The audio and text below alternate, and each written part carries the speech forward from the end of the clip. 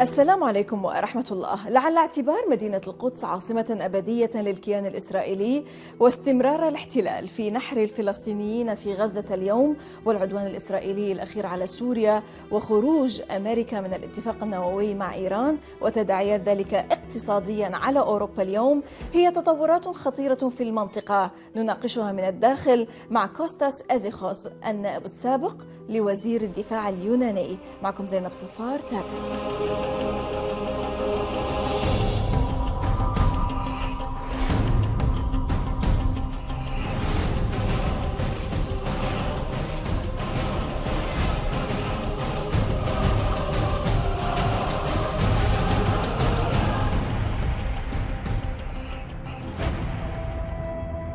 جبهة الوحدة الشعبية هو حزب يساري في اليونان، ولعله استوحى اسم الوحدة الشعبية من التحالف السياسي التشيلي بقيادة سلفادور أيندي. أسست جبهة الوحدة الشعبية اليونانية في 21 من آب أغسطس 2015 من قبل 25 برلمانيا الذين كانوا مرتبطين سابقا بائتلاف اليسار الراديكالي سيريزا كردة فعل على مقاربة رئيس الوزراء أليكسيس تسيبراس لاتفاقية الإنقاذ اليونانية أو ما يعرف بالأزمة في عام 2015 التي أسقطت على اليونانيين على شكل سلسلة من الإصلاحات المفاجئة والتدابير التقشفية التي أدت إلى الفقر وفقدان الدخل والممتلكات بالإضافة إلى أزمة إنسانية لا يزال صداها يتردد حتى الآن. أما مقاربة جبهة الوحدة الشعبية فتتلخص بالانسحاب اليوناني من منطقة اليورو وإعادة الدراخما كعملة وطنية في اليونان. وطبقا للعضو المؤسس ستاثيس كوفيلاكيس الذي كان سابقا في اللجنة المركزية في سيريزا، فإن الحزب الجديد يدعم الأممية الاشتراكية والسلمية وخروج اليونان من حلف الناتو وكسر الاتفاقات العسكرية مع إسرائيل. كوستاس إيزيخوس نائب وزير الدفاع اليوناني السابق وأحد قادة جبهة الوحدة الشعبية في اليونان يحدثنا من الداخل عن توقيت زيارته ضمن وفد يوناني، حيث المنطقة على صفيح ساخن تشتعل فيها الأحداث في كل مكان، مزرة هائلة في غزة وتطورات في الجولان السوري المحتل بالتزامن مع قرار ترامب افتتاح السفارة الاميركية في القدس المحتلة والعقوبات الامريكية ضد ايران والموقف الاوروبي وكيف ينظر الى كل هذه الاحداث. We're a five-member delegation. The General Secretary of Popular Unity Front, Panagiotis Lafazanis, myself, as you mentioned before, Vangelis Pisias, one of the great resistance heroes in solidarity for Palestine, shipped to Gaza, his creation, his work with many other colleagues and comrades. Michalis Tiktopoulos, also a member of Ship to Gaza, and Dionysis Flamiatos, an economist who is also in Popular Unity. So there's five of us visiting Lebanon. We visited Lebanon before the massacre took place. And it was a very sad and painful coincidence to be here so close. But this intensified our talks with all Palestinian organizations, political organizations, and also Lebanese organizations, political organizations, Hezbollah, the Communist Party of Lebanon, many parties, many political personalities, Michel Ete, former candidate president for Lebanon, and also, of course, we talked with all Palestinian organizations. Yesterday we had the different political wings and factions of the Palestinians. All of them. We do not differentiate. We feel it's time of unity. Exactly. The time of unity for Palestine is the best gift you could give to the region, because it seems that the United States imperialists and Israeli Zionists seem to be invincible or very strong. It's exactly the opposite. You are strong. We are strong. We, the people in the region, are very, very strong. That is why they follow this line of barbarism and total aggression. Because if you don't feel weak, if you don't feel weak, what you do is you sit and dialogue, have a talk, with the greatest differences you can have with a person across your table. But when you shoot bullets, it means you're weak. You have no arguments. At unarmed people, women, children. Unarmed people, this massacre, this genocide that has been going on for the last 100 years, since Balfour Declaration, I could say. Today we visited Shatila camp. The martyrs of Shatila were there around us, their photos, and we saw these children, and not Palestinian children, but also Syrian children, Iraqi children, people in suffering because of the displacement that American invasions and Israeli aggressions have created in the region. So our stay today obliges us not only to listen to you and to listen to the causes that have burned up the region, as you said, a boiling point, not only dangerous for Lebanon or Palestine or Syria, but the whole Arab world, the whole Arab nation, but also for Greece. I want to make a point and stress that we also have a hot spot in our region, in the Aegean. We are members of NATO. NATO is an aggressor of people. And as long as Greece remains as a member of NATO, we are in danger. And the Greek people know from their past history, since the Nazi occupation, our resistance, our pain, our suffering, our deaths. We had 500,000 people dying of hunger in the Second World War during the Nazi occupation.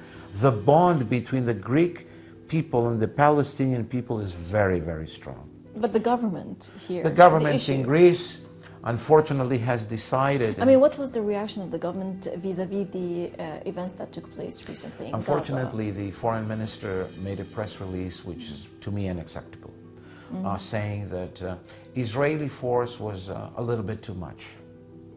That is not something to say.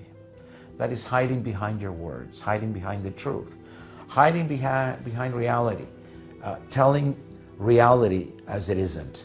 Not as it is, as you say in your program, our slogan, yes. Which is your slogan. So the Greek foreign minister, Mr. Kodias, who is a very close ally of Tel Aviv, and has visited Tel Aviv 3 times in the last year, along with the Prime Minister of Greece, and have intensified their military bilateral relations, is completely negative to our interests, and the Greek people are very much against it. I will tell you something that is shocking in a good way. When we talked to the Palestinian organizations these last 3 days and after the massacre, they said, please help us try to get some medical aid into Palestine, into Gaza. Try to help the wounded. I have been in Gaza. I have visited Gaza, and I know what Gaza is. I'm not talking as a tourist. I'm talking as a person who has lived side by side for a few days with the Palestinian brothers and sisters. And I have seen their suffering, their eyes, their tears. And let me tell you that our petition to the Greek government, which was issued today, and it's a petition from all the Palestinian organizations, is that a plane from Greece leaves today, tomorrow, to pick up the heavily wounded from Gaza and take them to El Arish airport near the Gaza border, where Egypt has opened this airport for foreign governments and for foreign organizations, humanitarian organizations. And it's our duty to save the lives of women and children who might lose them in the next hours or days.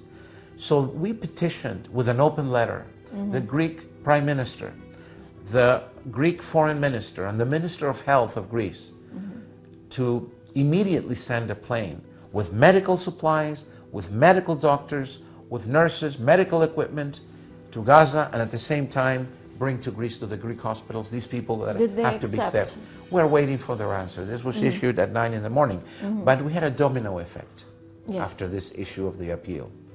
In Greece, the medical trade unions, the towns, the cities around the country, simple individuals are gathering medicine, are buying equipment. So we're waiting for an answer from the Greek government to this appeal we made.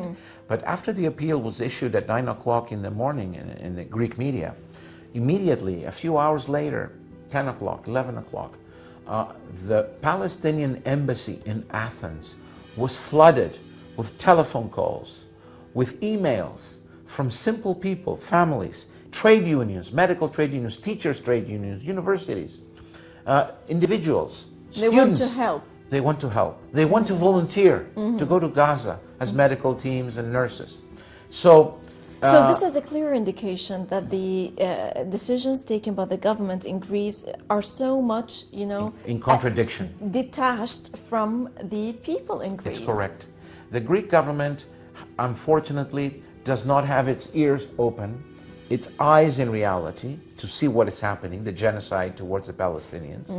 And unfortunately, it's following a very dangerous path, close to NATO, close to the Trump administration, and close to the European Union death situation regarding Palestine and the region.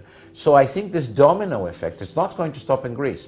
I got an email around 12 o'clock from Ireland, and our sister or brother party, Sinn Féin in Ireland, yes, are collecting medical supplies, nurses and people who want to volunteer in Gaza. And this is going to go around Europe. It's not going to stop. Whether they control the systemic media, whether the European governments try to follow the United States and the Israeli tactical and strategic situation concerning Palestine and hitting Palestine as hard as they can.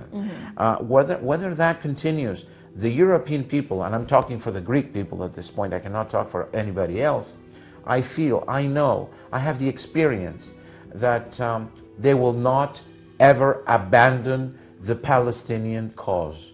Solidarity is not a strong word anymore. We have to have common action now, including the Greek people, the people in the southern Mediterranean. And you know, it's not a question of being humanitarian or philanthropic between us. It's a question of looking at our own interests, national interests, our riches, our oil fields beneath the sea. We are countries that have signed the Sea Treaty, the International Sea Treaty for the exclusive economic zone of Lebanon. But don't you see your interests lie more with the Israelis because of the gas pipeline or so on and so forth? This is something that is presented by the Greek government, and it's a complete lie. Our interests lie with siding and allying with a pipeline that will start in Syria, continue through Lebanon, go through Cyprus and Greece, and then to the west. Not because we are countries that abide by international law. The countries I have mentioned, Syria, Lebanon, Cyprus, and Greece, have signed the International Sea Treaty, abiding to it. Israel has never signed it. And they're exploiting today oil beneath the sea, close to Cyprus, allying with the Cypriot government and with the Greek government. And they are countries that completely ignore international law regarding the International Sea Treaty. So you see the contradiction. How can the Greek government rely on states and nations and governments who disregard international law in every way? I not mean the barbarity and the massacres that have committed and the genocide that is going on, but the naming of the capital of Jerusalem as the capital of Israel, which is complete madness. This is putting, like we say in Greece, throwing oil into the fire. Yes, Mr. Kostas, allow us to stop now for a short break, and then afterwards we're going to highlight a bit more on this Syria-Israel firefight that took place recently, but after the break. إذا فاصل قصير ونعود. لا تذهبوا بعيدا.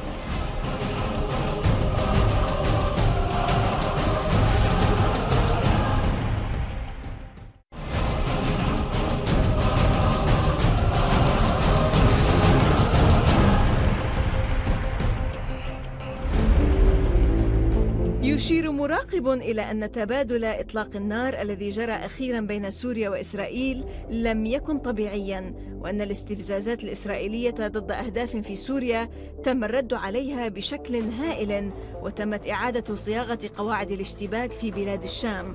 كوستاس إيزيخوس نائب وزير الدفاع اليوناني السابق وأحد قادة جبهة الوحدة الشعبية في اليونان، كيف يقرأ هذه التطورات؟ هل يعد هذا تصعيداً أم رسالة ردع سورية؟ Well, I seriously see that there is an escalation of violence provoked by Israel and backed by the United States, by Great Britain and France. I am naming the main four countries that have taken part in hitting Syria in the last weeks. So this escalation is a way to bully the Syrian government. But you know, the Syrian government is portrayed as a dictatorship. It's portrayed as an undemocratic government. Let me say that if you had a dictator for 7 years in a civil war, he would not be in his seat. The people would have revolted.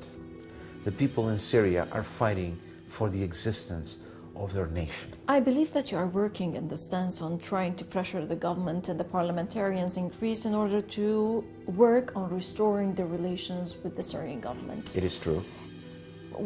How are you? Well, we will try. We will never stop. I must remind you that two of our members are it's an international initiative for peace and dialogue in Syria.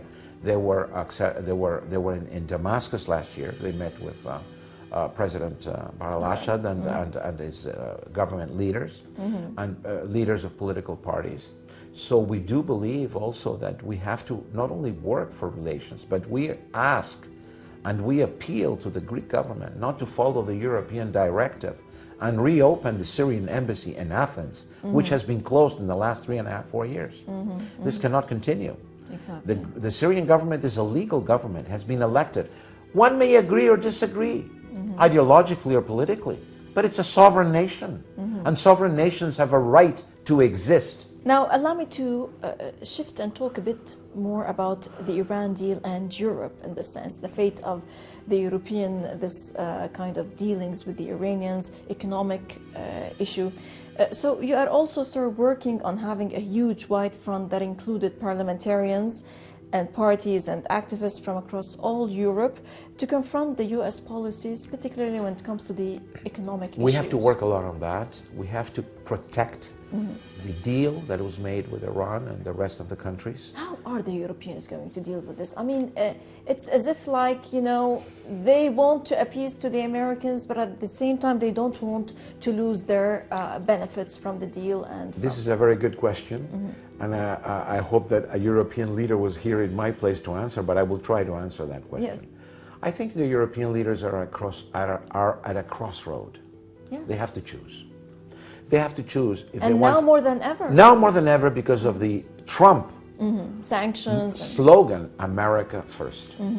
When he says America first, that means Europe follows. Exactly. And Europe, if they want to be independent and sovereign nations, having their own foreign policy, their own peaceful policy towards the Arab world and the East and Russia and China, they have to decide what they want. They cannot have their two legs on two boats. They will fall into the sea. And this is what they're trying to do. They're trying to tackle the Iranian problem by using phrases, okay, this is not good enough. We have to work a little bit to improve it because it's not right. Trying to appease Trump, saying, okay, we will work with you. But at the same time, they're saying, oh, Mr. Trump, you're a little bit too hard on Iran and so on. They don't have the boldness. I'm talking about the leaders, the European leaders. I'm talking about Federica Mogherini, the foreign policy commissioner of the European Union.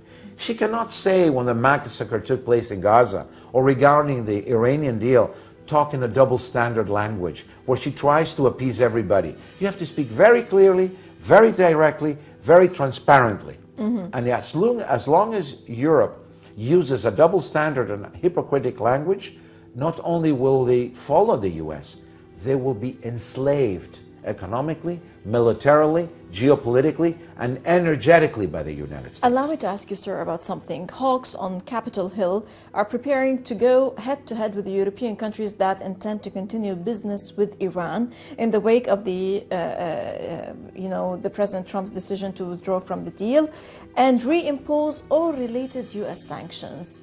Now, several congressional offices are mulling or considering an external memo which recommends 7 steps for deterring potential European attempts to evade U.S. sanctions. What is your position in this regard? How are you going to do Historically, the United States did this with Cuba for 60 years, and they failed. Cuba is still under an embargo, much more harder and much more similar what you're describing now.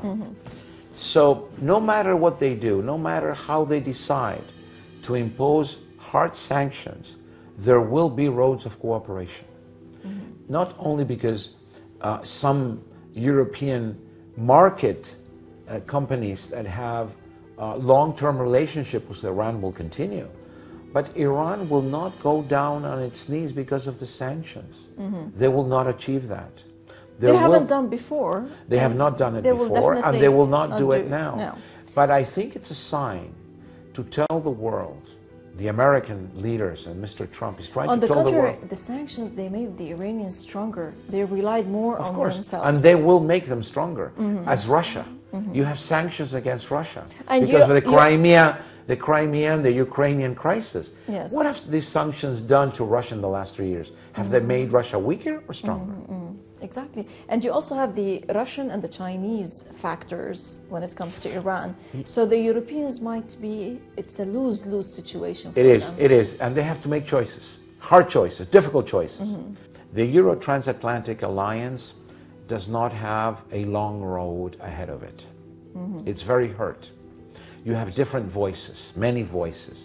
Of course, the leadership and the strategy of the Americans is to yell louder so the European leaders are not heard when they yell. But look at Greece. You have Greece participating in military exercises with Israel, with NATO. And at the same time we have these exercises, we have people demonstrating in the street. Greece was the first capital, Athens was the first capital in Europe that we had that demonstration when the massacre of Gaza was taking place. I had my son there. I had youth the Palestinian community was there. The first and second generation Palestinians were there. The Greek students were there. So they will not overcome the feelings, the consciousness, the dignity, the identity of people who know the dangers of the human race, because Mr. Trump and some of the European leaders are playing with fire today. Right, Mr. Kostas Éizéchos, former Deputy Defense Minister of Greece and one of the leaders of the Popular Unity Front in Greece. Many thanks indeed for joining us. It was my pleasure. Very precious and deep view, sir. No, I really believe that we have to continue to work hard and create stronger bonds between our people, and thank you for inviting me to your program. Always, sir. Always welcome, sir. Thank you very much. Thanks indeed. إذا لقاء جديد في الأسبوع المقبل مع ضيف جديد وقضية جديدة ودائما من الداخل. للمزيد من التواصل بريدنا theinside@almayadeen.net وصفحتنا على الفيسبوك. من الداخل من كل فريق العمل من كل الميادين. السلام عليكم ورحمة الله.